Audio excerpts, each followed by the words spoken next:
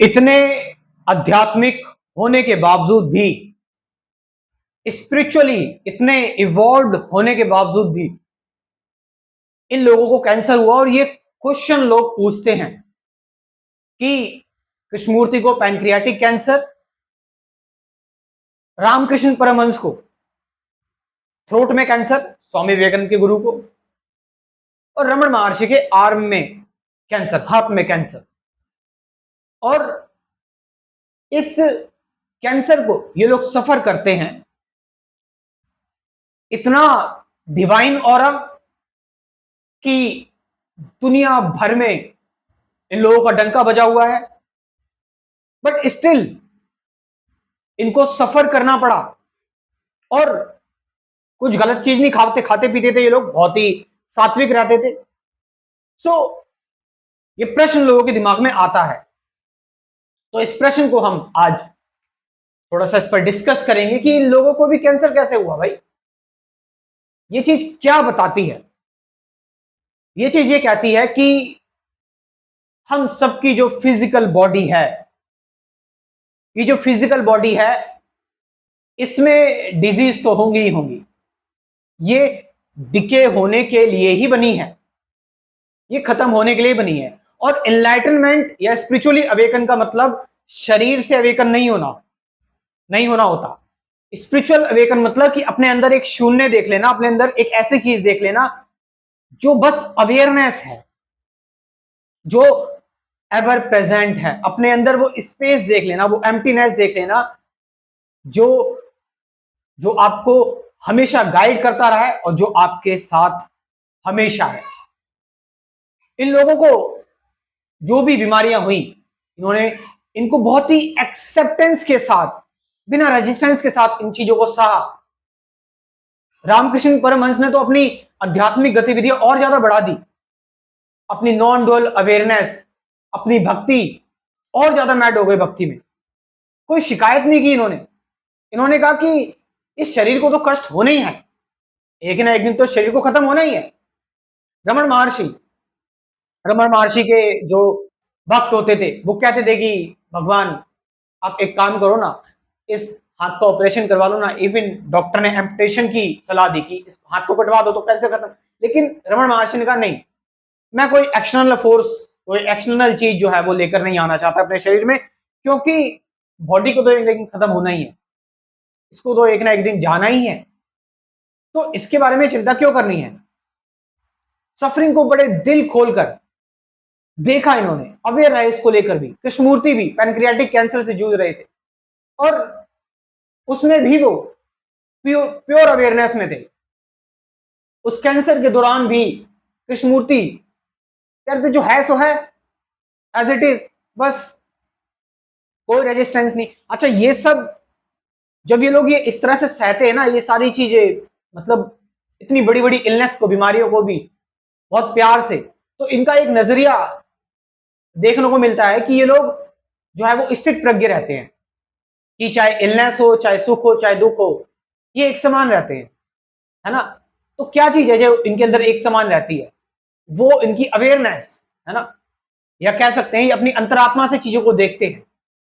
ये आउटरली इन्फ्लुएंस नहीं होते किसी चीज से, है ना। इनके अंदर एक गहन शांति है, एक डीप प्रेजेंस है, स्पेशियसनेस है, डीप साइलेंस है, वो कभी डिस्टर्ब नहीं होती। तभी तो ये आध्यात्मिक लोग हैं, तभी तो ये एनलाइटेंड लोग हैं।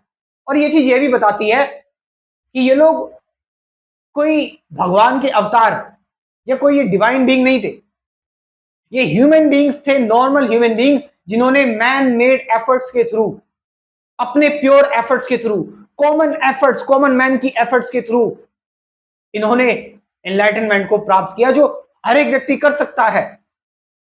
आप समझ रहे चीज को? इन्होंने अपने आप को कोई बहुत बड़ा मसीहा नहीं बताया, कोई भगवान नहीं बताया। इन्होंने कॉमन तरीके से अपने आप को पेश किया और कॉमन तरीके से कि हाँ भाई, मुझे भी सफरिंग हो रही है, मेरे को भी परेशानियां हो रही है, लेकिन इंसानों की तरह बस ये उन चीजों को सहते रहे और बिल्कुल अवेयरनेस में रहकर, मेडिटेशन में रहकर, ध्यान में रहकर ये इन सफरिंग को पार पाते गए।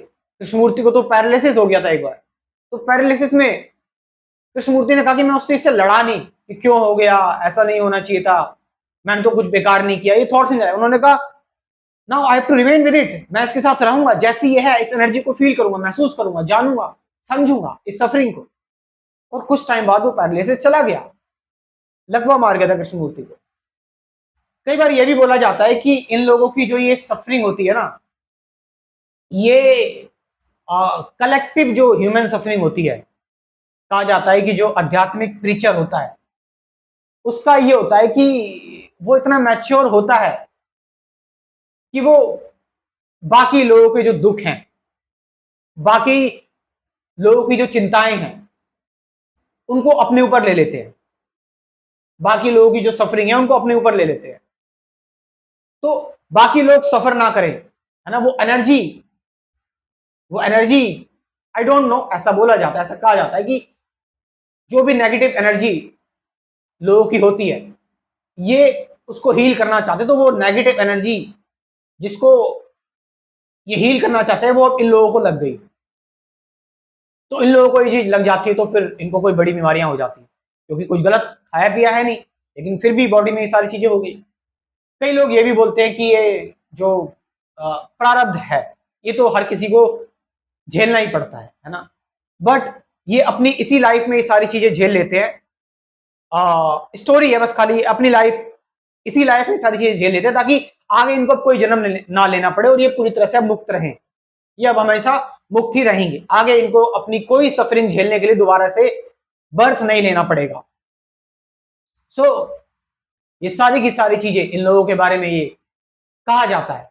लेकिन मुझे सबसे ज्यादा जो इंप्रेसिंग चीज लगती है वो ये कि ये लोग भड़बड़ाए नहीं, हड़बड़ाए नहीं, इन्होंने भगवान को दोष नहीं दिया, इन्होंने इस चीज को भी प्योरली एक नेचुरल फ्लो की तरह देखा, और इस चीज को लेकर वो अवेयर रहे, इस इलनेस को भी इन्होंने जाना, अपनी साधना नहीं छोड़ी।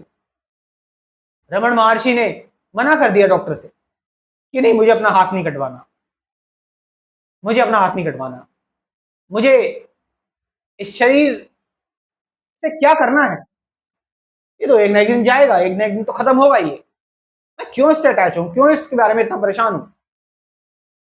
आप समझे इस चीज को। अब इसका मतलब ये नहीं कि हमें शरीर की देखभाल नहीं करनी चाहिए। यहां पर जो मेन चीज जो समझ में आ रही है वो ये कि ये लोग जो स्थिति है, जो परिस्थिति है, उस परिस्थिति में जो ये महसूस कर रहे, जो फील कर रहे हैं, उसका ये विरोध नहीं कर रहे हैं, उसको लेकर ये रिबेल नहीं कर रहे हैं, ये उसके साथ ही हो जा रहे हैं, उस फ्लो के साथ ही हो जा रहे हैं, उस फ्लो को अपने आप से अलग नहीं समझ रहे, डिफरेंट नहीं समझ रहे, ये उसके साथ रहकर उसके दोस्त बन जा रहे हैं, ये उसमें भी कोई डिवीजन नहीं कर रहे, ये उसमें भी कोई द्वंद्व में नहीं है। इसीलिए ये लोग उस डीप सफरिंग में भी मुक्त है, क्योंकि इतने भयंकर शोर में भी ये साइलेंट है। तो ऑफ कोर्स ये सारी चीजें हमारे अंदर आती हैं समय के साथ, जब हम एक्चुअली अपने आप को जानते हैं, एक्चुअली आध्यात्मिक होते हैं, सही अध्यात्म क्या है, एक्चुअल स्पिरिचुअलिटी क्या है। तो दे नो, इन्होंने अपने आप को जाना, अपने आप को समझा, self knowledge, self awareness, self understanding and self realisation कैसे होती है सारी चीजें, इसके बारे में मैं बात करता हूं अपने स्पिरिचुअलिटी के कोर्स में, डिटेल में बातें हैं। अब देखो, मुझे लास्ट में ये बात इसलिए कहनी पड़ती है क्योंकि मैंने बताया हुआ है कि मैं हर किसी को नहीं समझा सकता, कॉल पर आप बात कर रहे हो, फोन पर, ये सारी चीजें इंपॉसिबल है। तो इसलिए लास्ट में जो भी मैं बता रहा हूं उसकी समरी है मेरे कोर्स में। मेडिटेशन क्या है, अवेयरनेस क्या है, प्रेजेंट मोमेंट क्या है, ऑब्जर्वेशन क्या है, थॉट क्या है, एंडिंग ऑफ थॉट क्या है, ठीक है, डुअलिटी क्या है, साइलेंस क्या है, चेंज कैसे आता है, ये सारी चीजें। साथ साथ आपकी प्रैक्टिस के लिए कुल 50 से ज्यादा गाइडेड मेडिटेशन की वीडियोस भी हैं। खुशी खुशी आप चाहें तो ये कोर्स ज्वाइन कर सकते हैं। जैसे आप बड़ी बड़ी चीजें करते हैं अपनी लाइफ में, ये कोर्स भी आप ज्वाइन कर सकते हैं, आपको बहुत अच्छा लगेगा, बहुत अच्छा महसूस होगा। आप एक्चुअल ध्यान करना सीखेंगे कि एक्चुअल ध्यान क्या है, मेडिटेशन क्या है। सो मेरा व्हाट्सअप नंबर है 9773 529489। मैं ये नंबर अपना डिस्क्रिप्शन में भी ड्रॉप कर रहा हूँ, वहां से जाकर आप इस कोर्स को ज्वाइन कर सकते हैं। Thank you very much.